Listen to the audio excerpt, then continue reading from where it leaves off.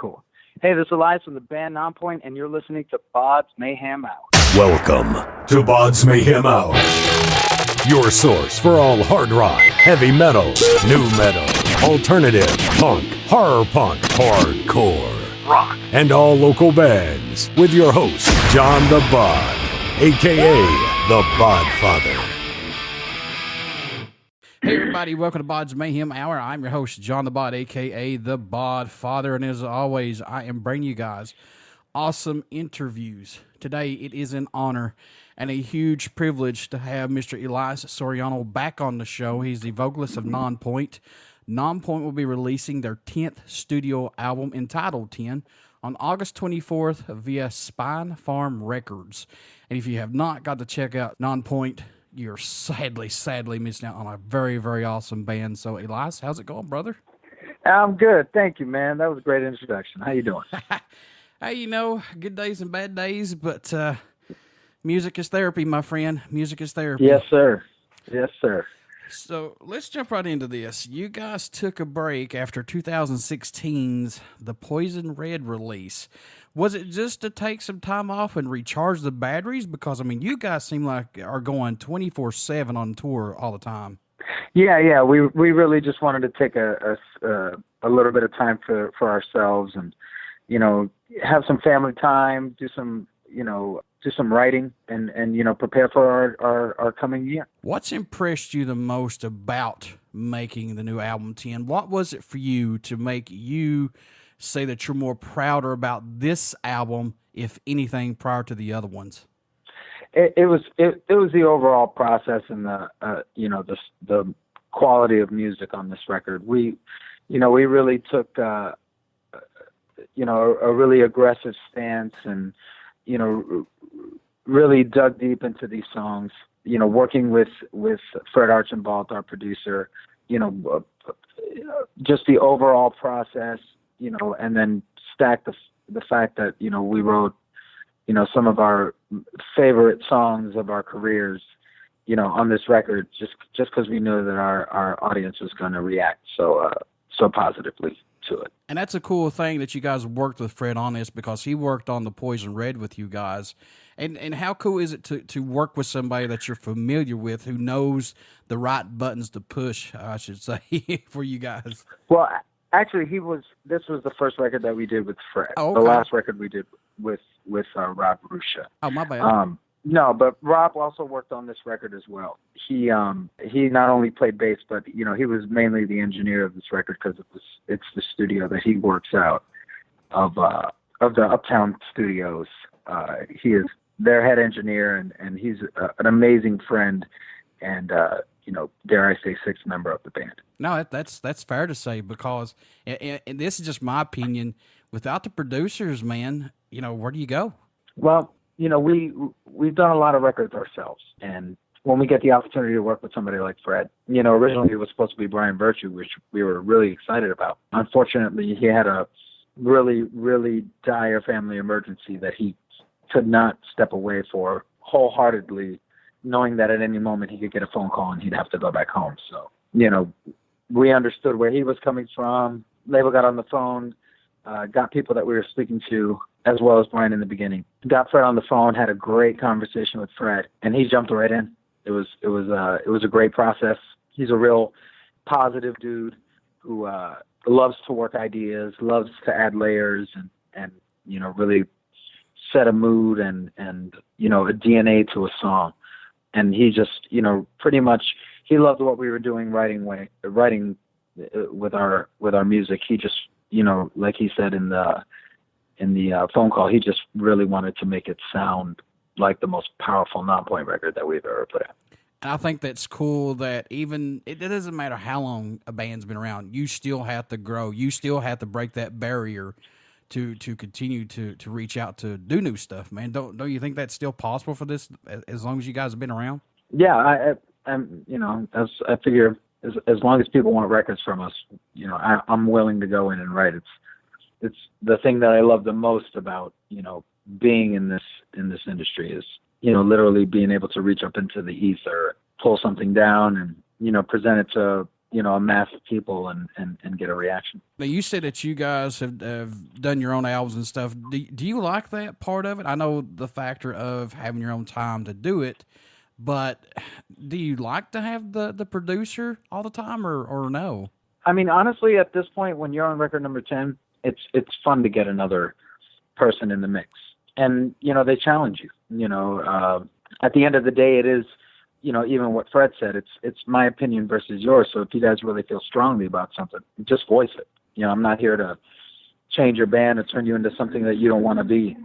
I'm here to help you guys, put out the best record that you guys want to put out. Are there any songs off the album that stand out more to you on it possible? I mean, I know these are like your favorite collectible, Child or whatever, but are there any for you maybe at this point? I really like, I like the song Fix This.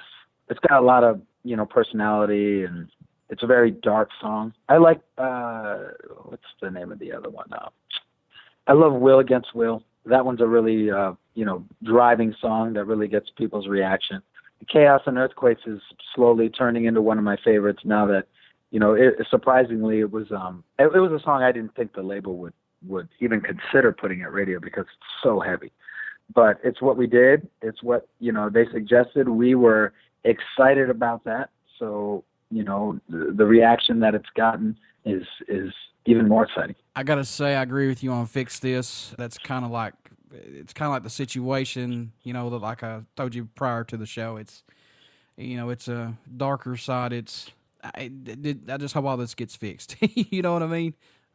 Yeah. So, yeah. But this is a fantastic album. A fantastic fucking album from you guys. Thank you, man. The heavier stuff is an added plus from you guys. I mean, but it just shows you what you guys can do, honestly. I appreciate it. How long did it take to record this album? Did it take you guys very long once you got into to the recording studio? From the second we hit record to the second it was done, I mean, it was the fastest record that we've ever recorded because we were so prepared going in. Wow. It was really just about tracking it. But I mean, I would say 26 days. Damn, that's quick, man. Yeah, we like I said, the music was written. It was just about making it sound as great as we could. See, and that's what it is. Sometimes you catch lightning in a bottle like that, and that's just the plain simple facts about it. Sometimes it takes, I don't know, 6-7 months, maybe a year to make an album. Sometimes it takes just less than 30 days. I mean, that's happened a lot. Yeah. I mean, like I said, the songs were already written. Right. We went in, with the pre-production already done. We had already decided what we wanted. After that, it's just, performance and making sure that you get the right tones. And, Fred's a professional, Rob Bush is a professional, and, we're on our 10th record. So, we went in prepared. I know you guys have been around for 10 years, but how much growth musically have you seen this band go through up to the release of this album, or has it just been more of a personal growth for each of you guys involved with this? That's a good question. I think we all, definitely turned into, what we were meant to be in this industry individually. Where we're sitting with Nonpoint, not in a million years would I think that I'd have a, actually 20+ year career with this. So we're lucky, and don't think I don't appreciate that every day. And I hate to say this, but I've seen so many bands come and go. Like, they'll make one record, and then it's a very popular record. Then the next record, they're done. It's over with for some reason. And I don't know if they just get burnt out or if they just can't make a more suitable record bigger than the first one. I don't know if that makes sense. Well, sometimes, you have to rest it on your players and know what you're getting into when you decide to do something like, release a record or write a record. You have to think way ahead and hope for and aim at greatness. Mm-hmm. So, we're still aimed at it. The whole game is always pretending like you're not there yet. Exactly. Step by step, still reach for that goal. Yep. There'll always be one in front of you. That's for sure. Do you guys do anything differently during the writing and recording process to maybe help keep your mind fresh and open to not let the music get stale or go down a path? Or do you always try to up the album and say, we're going to make this a lot better than the other one? Yeah, I think the trick is giving it enough time to, to give yourself enough time to actually write the songs. And, from there you're going to find, a record amongst your attempts at, just putting together a body of work. So, you write a song and, you go, once you feel like that song's there, at least as close as you want it to be. If you start getting stale, then that means you want more, and you just go in and try to write something else. Purpose is to try to keep it fresh for everybody. Is there like an off song by you guys that's not been very popular, like radio play and things like that you've seen a lot of fans take notion to that song? Is there any song particular possibly that kind of sticks out for you? Maybe to say, wow, I can't believe they like that one a lot more. A lot of our Spanish music, I would say that's the one that I'm most surprised about, the reaction that we get and the amount of requests that we get to play our Spanish songs. So I would say those songs get the most requests and probably some of the best reactions in the pit, because it's just there's something very animalistic and tribal about, something that's highly aggressive in a language that you barely understand, and I think people, gravitate towards the fact that even though they don't know what I'm saying, 90% of what I'm saying in the song, they are in the pit getting sweatier in that song than any other song. It's just like overseas, man, when they hear our music in English, Exactly. They just rock out no matter. It's just for the love of music, my friend. Absolutely. I've seen you guys live several times, and you guys do not disappoint. It's a high energetic freaking show. But what can fans expect at a show from Nonpoint who have not got to see you guys yet? And if you have not, you're missing out badly. Yeah, it's definitely a high energy show. We like to get the audience involved.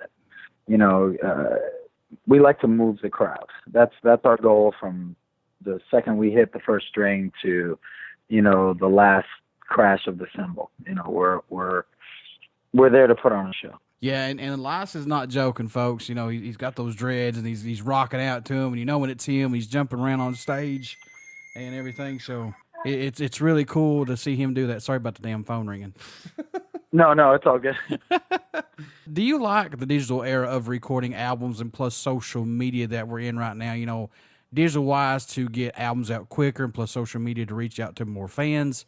Do you like this? It's definitely a really strong tool, especially when it comes to advertising things like, the tour or a new record release. So it's great for that aspect. Sometimes it can be a little, drama driven, and I guess I don't even know how to really describe it. It just dictates a lot of the way that we, go about our day and the conversations that we have. So, sometimes those conversations can be negative because that's sometimes what people gravitate towards. So we try to use it for positive, feedback, positive promotion. Outside of that, it's definitely its own beast. What does Nonpoint bring to the table for music, Elias, if anything possibly? I know you guys are not, reinventing the wheel or anything like that, but is there anything different that you guys bring possibly? I think outside of our live show, I think we bring hopefully a level of honesty about, what I'm singing about and, the message that we're trying to put out there. It's a message to try to empower people that are listening to our music. And, if it happens to be something that is, just tapping on, a really aggressive side that we try to bury, we hope people can use our, any of our songs as a catharsis to, trying to, get through whatever they're going through. What made you want to become a musician? What was that spark for you that said, yeah, that's what I want to do right there? I think it was more about, me enjoying the reaction from the crowd of, like I said, something that we create seemingly from nothing, but, it's a lot of thought and a lot of,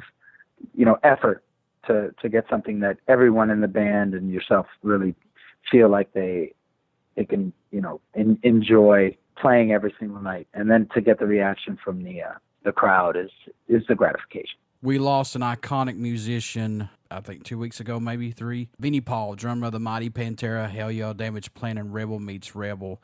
Do you have any cool stories that you like to share about Vinnie Paul, possibly, man? Because I know you guys toured with him before. Yeah. I had a really, really awesome friendship with Vinny. You know, we've played countless shows together, and I had one of the wildest nights of my life just on a day off with him.